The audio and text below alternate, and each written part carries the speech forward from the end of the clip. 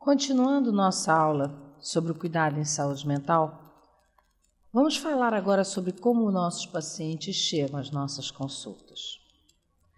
Os pacientes têm problemas que eles trazem às consultas dos médicos e dos enfermeiros da estratégia, pois pioram a saúde e bem-estar.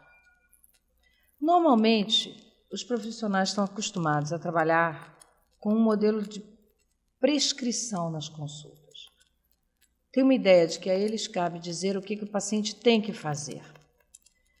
Isso acaba trazendo angústia ao profissional quando o paciente traz os seus problemas pessoais, pois o profissional se pergunta o que ele deve dizer que o paciente tem que fazer. Por exemplo, uma paciente está com problemas com o marido. Ele deve dizer para ela se separar? O que ele deve falar? Qual conselho ele deve dar? Isso é um pouco complicado e traz muita angústia aos profissionais. É importante entender que, na verdade, o que nós temos que fazer é tornar o paciente mais resolutivo, ajudando-o a superar os seus problemas, porém, a partir de uma reflexão que ele faça sobre os seus próprios problemas e que ele possa, então, encontrar soluções que não conseguia enxergar. É importante lembrar que o cuidado sempre inclui o cuidado emocional e o suporte que nós, profissionais, podemos dar para o paciente enfrentar as suas dificuldades. Nessa perspectiva, a abordagem centrada da pessoa, ela envolve técnicas de abordagem psicossocial dentro de um modelo integral de cuidado. Ela não é compatível com o modelo prescritivo. E nem porque esse modelo seria necessário. Ele não é. Na verdade, o que a gente precisa é ter habilidades de comunicação e desenvolver técnicas para abordar problemas.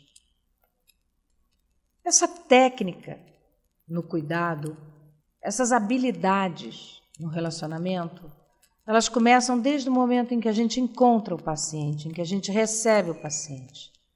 Se a gente o recebe de forma cordial, respeitosa e calorosa.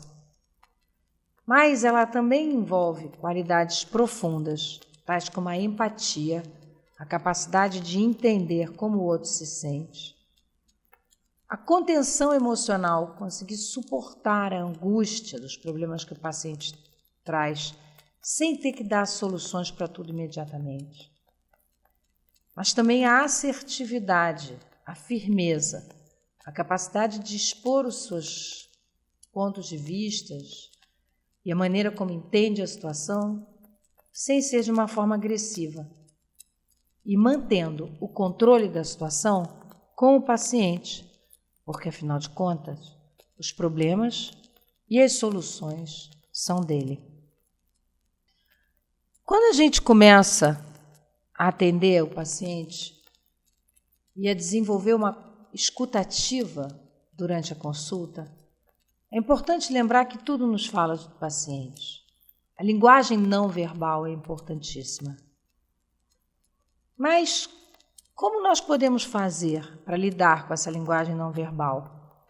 Primeiro, perceber, entender o que o paciente está dizendo com a atitude dele.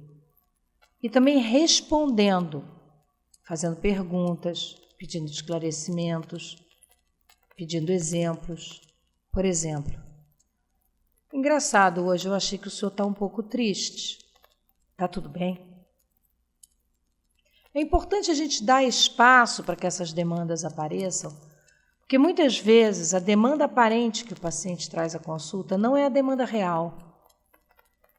E ao nos tornarmos abertos e perguntarmos sobre o que está se passando na vida dele, nós podemos evitar aquelas situações tão difíceis de quando, no fim da consulta, o paciente traz a informação mais importante de todo aquele atendimento. E o que eu quero dizer com escutativa?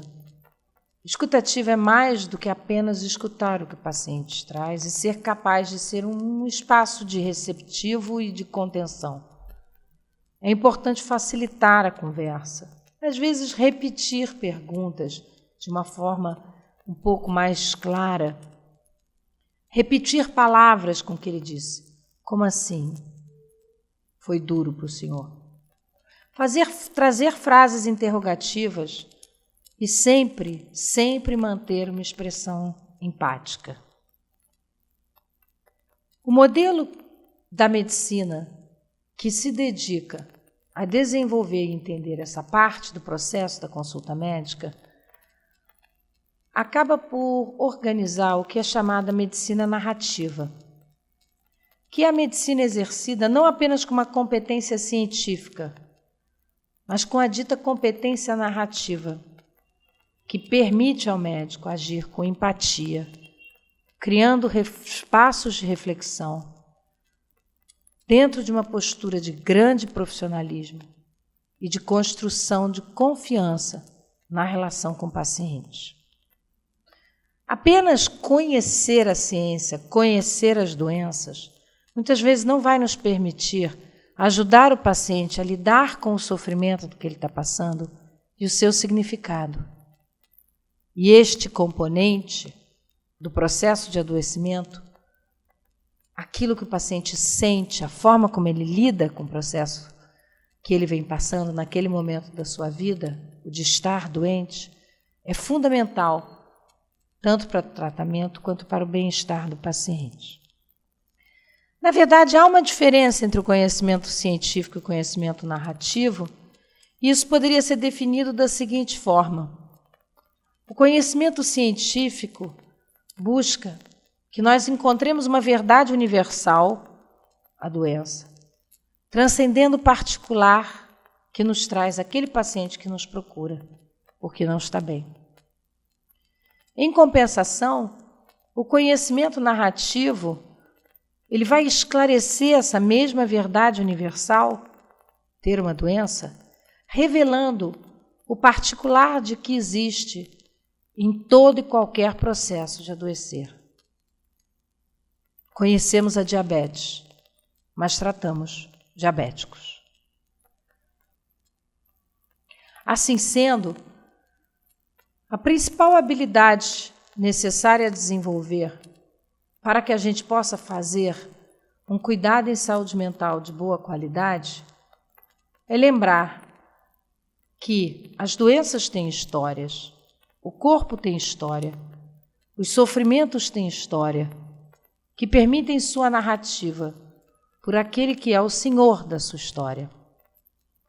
A nossa competência narrativa é a nossa habilidade de conhecer, absorver, interpretar e agir sobre as histórias e o sofrimento das outras pessoas. Isso irá aumentar a nossa empatia, nos tornar mais reflexivos, não só junto aos nossos pacientes, mas conosco mesmos, e irá fortalecer enormemente o vínculo com esse paciente, empoderando esse cuidado. Obrigado.